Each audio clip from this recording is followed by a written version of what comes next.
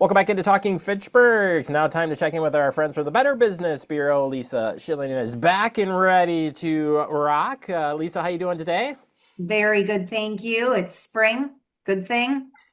Well, we were saying it's spring, it's cold, it's warm, it's everything, but we'll get over the hump, and that might get you into this topic. We're going to talk about how do you find the right contractor because you might be thinking, hey, it's springtime, I want to do something to that house or something to that cottage or whatever.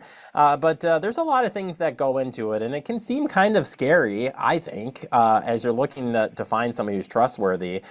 So first and foremost, BBB's got a lot of great resources on just the questions even to ask, let alone if you're just like, where the heck do I start? Yeah, I mean, this is the perfect time to be talking about this because, like we said, at least the calendar tells us we're into spring. This is exactly when everybody starts planning their home improvement projects for not only spring, but summer and, even into fall. This is the time when people start hiring contractors. They start, getting their finances together and, you know, making plans to make all those home improvements. So, those home renovation projects, like you said, can be scary because they're expensive. I mean, spending money on our homes is one of the things we're going to spend the most money on. So you have to, make sure that you make the right decision as best you can from the very get-go.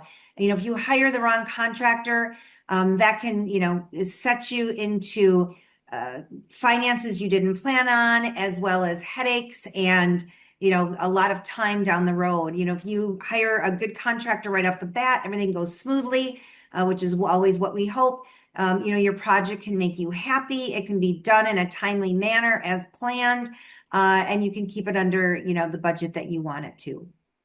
It's marked here about reviewing previous work. I think that's pretty, especially if you're building like, let's just say you're building a new home or something. Like, I know my parents-in-law just went through this not too long ago, and they got to go into the homes that they were actively working on and some that were completed. That really paid dividends for kind of really seeing what can these folks do for you. So checking on the previous work is a recommendation from you. Absolutely. I mean, can't stress this enough. It really gives you insight into the contractor's experience, their professionalism. You have the ability to see the work that they did and also, talk to those references, talk to those homeowners that had hired this particular business or particular contractor and find out what their experience was. Was the project done in a timely manner? Did they stick to the budget? All of that, all of those questions that you have.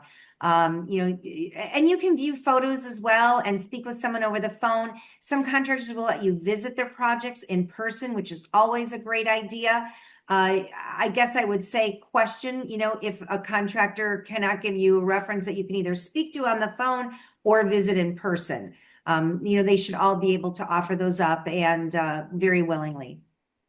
Next tip you have here is ask for multiple quotes, and I think in this day and age, you have to because the sky's the limit, and I think you'd be pleasantly surprised when you do see those. It kind of can open your eyes to some different things. So, how do we go about doing that? Yeah, so definitely contact the contractors. You want to get, several bids. I mean, get as many as you're comfortable with. The Better Business Bureau always recommends three, in general. And one thing that you can utilize is the Better Business Bureau has an accredited business directory, and you can go, right to that business's report and click on something called Request a Quote. We've had this for a number of years. It is so handy. I've used it myself. I can't say enough about it because it's so quick. You just type right in, the project that you're looking to have done. I'm looking for the painting of, two rooms, approximately this by that. And the contractor that's accredited will get back to you, hopefully in a very, fast manner within a day or so, sometimes within an hour or two, and they'll give you an estimate, right then and there, and that can make your looking around for a contractor, that much more quicker and easier. Absolutely. And you might see like it could be like I mean the differences might be really high, really low, or it Hmm. might be two are really close to each other and one is really high low. It could be a warning sign too, right? Of just like, maybe not. Maybe gotta ask some more questions. I'm so glad you brought that up because, yeah, that's a very important point. You don't want to go with, the contractor that gives you the lowest bid. You want to definitely take that into consideration, take in all the price points from all the contractors that you get, and if something comes out really low, that might be a little bit of a red flag. So definitely don't go with the lowest bid. And, shop around. I mean, that's the best advice we can give you. Do your shopping. I would also add here is get everything in writing. Like seems like a no-brainer, but you want to have this in writing, 100%. Absolutely, very important. I mean, we could talk for a long time about contracts. I will say that, a lot of times people, when they file a complaint, they'll send their contract into the BBB and they won't even have a company name at the top, or, they might, but no contact information. Make sure all of that information is there on your contract. You're going to be saving that contract. You might be passing it on to the next owner of your property, your home, your condo, whatever it might be. Make sure all the contact information is at the top. And if it's not, I guess write it in yourself or have them write it in. You want that owner's name, you want the address, phone number, website, email address, get all the information that you can, start there. So make sure you have business contact information. Absolutely make sure that there's a targeted project timeline. By law, the business is supposed to put a beginning and a completion date. So make sure that contract has that information. Make sure you have a detailed scope of work. Everything is spelled out. Anything that you're told verbally, make sure that the business puts it in writing as well. And then of course, anything that's added. So you've already gotten your written contract. Now, you end up discussing something else or changing something out. Make sure that contract is changed as well to reflect all of the edits on that job. Make sure that there's costs, warranties, any payment schedule, all written in that contract as well.